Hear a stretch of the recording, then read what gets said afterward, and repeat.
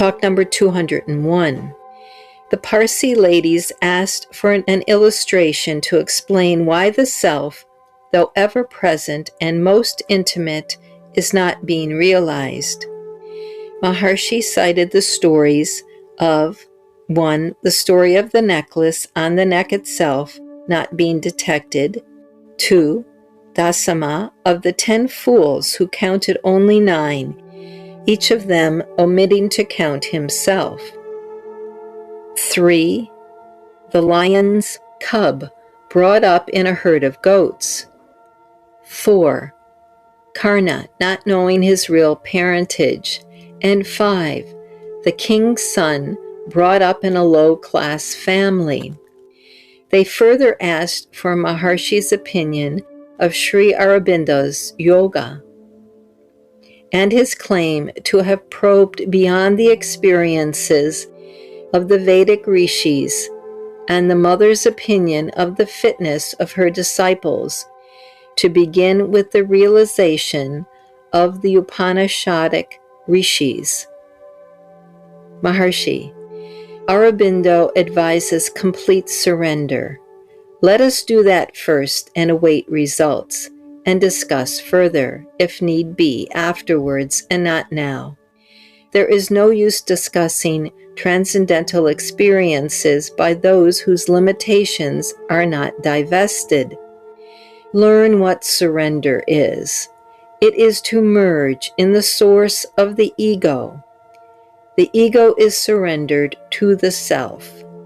Everything is dear to us because of love of the self.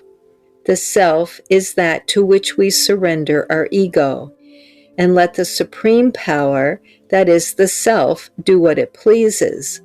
The ego is already the self's. We have no rights over the ego, even as it is. However, supposing we had, we must surrender them. Devotee, what about bringing down divine consciousness from above? Maharshi, as if the same is not already in the heart? Quote, O Arjuna, I am in the expanse of the heart, unquote, says Sri Krishna. Quote, he who is in the sun is also in this man, unquote, says a mantra in the Upanishads. Quote, the kingdom of God is within, says the Bible. All are thus agreed that God is within. What is to be brought down? From where? Who is to bring what? And why? Realization is only the removal of obstacles to the recognition of the eternal, immanent reality. Reality is, it is not to be taken from place to place.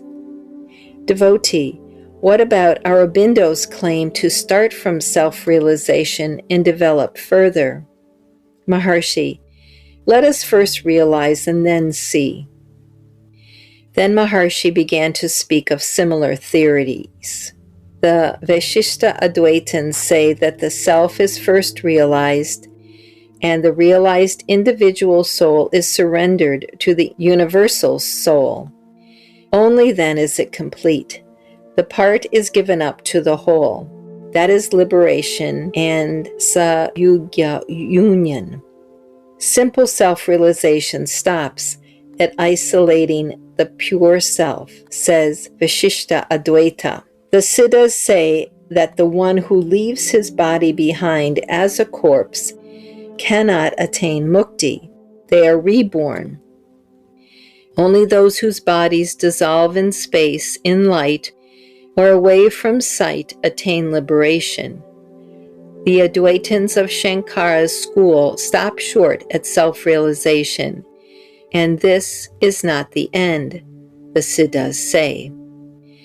There are also others who extol their own pet theories as the best, that is, the late Venkaswami Rao of Kumbakonam, Brahmananda Yogi of Chudapa, etc.